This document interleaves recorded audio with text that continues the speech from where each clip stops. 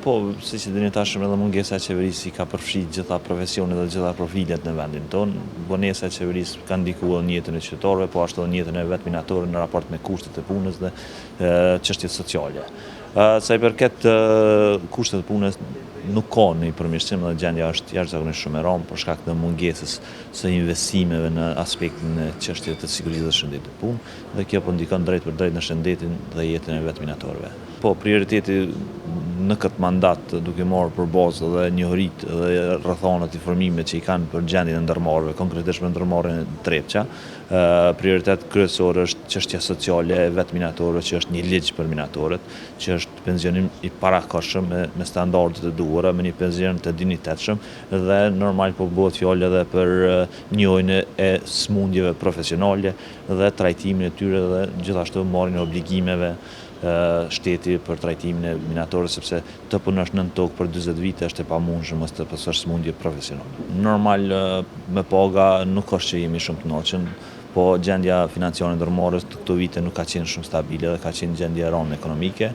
Ne si minator kemi pas konsiderat që ndoshta deri tash nuk është që kemi bëu presion apo nxitje për ndonjë rritje pagë, mirë po ky vit duhet jetë me patjetër një rritje, sepse tu e marr për bazë inflacionin dhe prej vitit 2016 nuk kemi ndonjë rritje pagë. Mendoj që më shumë duhet të investohet në aspektin e mikroklimës, në standardet e duhura, në temperatura dhe lagështitë të duhura, sipas standardeve, parametrave stabil që janë.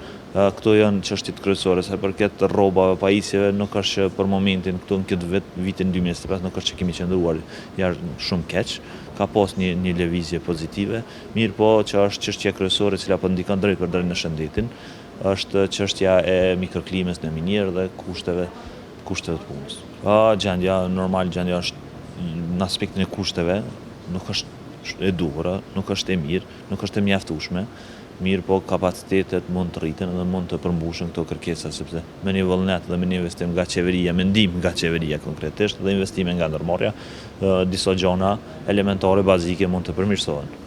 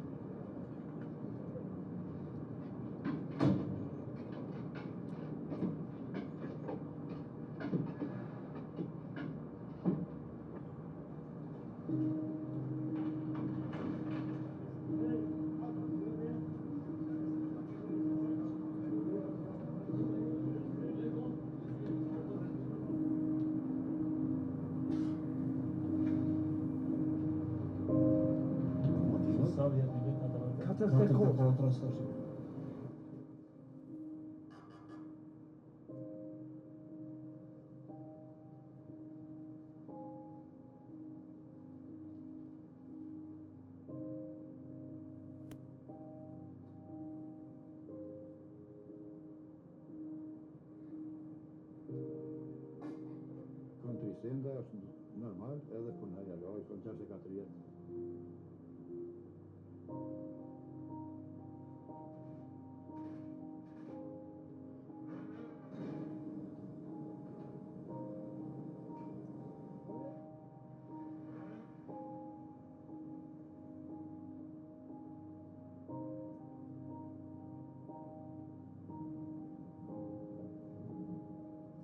Kalu këtë karierën qëtu, edhe moj familjen ata, e kum sakrifiku jetën të ata.